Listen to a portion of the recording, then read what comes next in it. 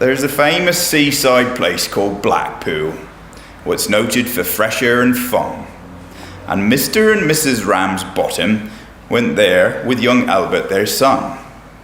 A grand little lad were young Albert, all dressed in his best quite swell, with stick with horse's head handle, the finest that Woolworths could sell. They didn't think much of the ocean, the waves they was fiddling and small.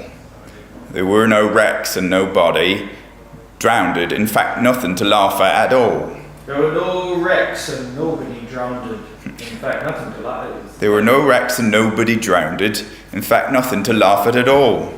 So seeking for further amusement, they paid and went into the zoo, where there's lions and tigers and camels, and old ale and sandwiches too.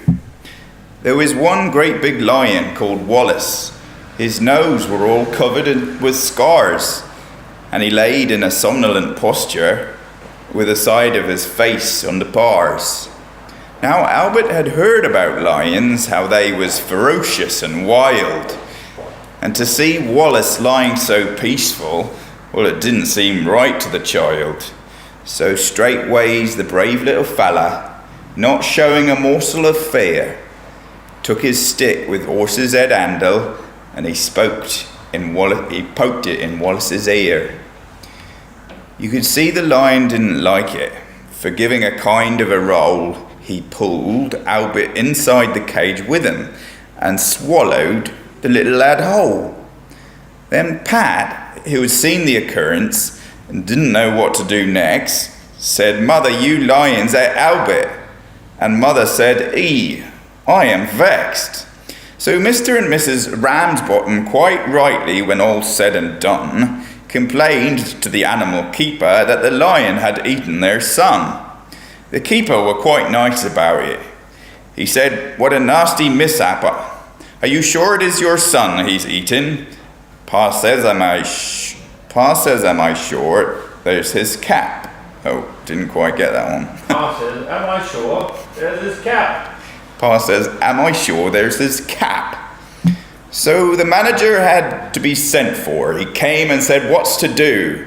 Pa said, "Yon lion's eaten our Albert, and I'm in his Sunday clothes too."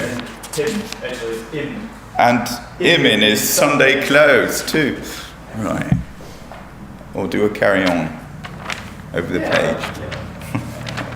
You've heard about how young Albert Ramsbottom, was that Albert Returns?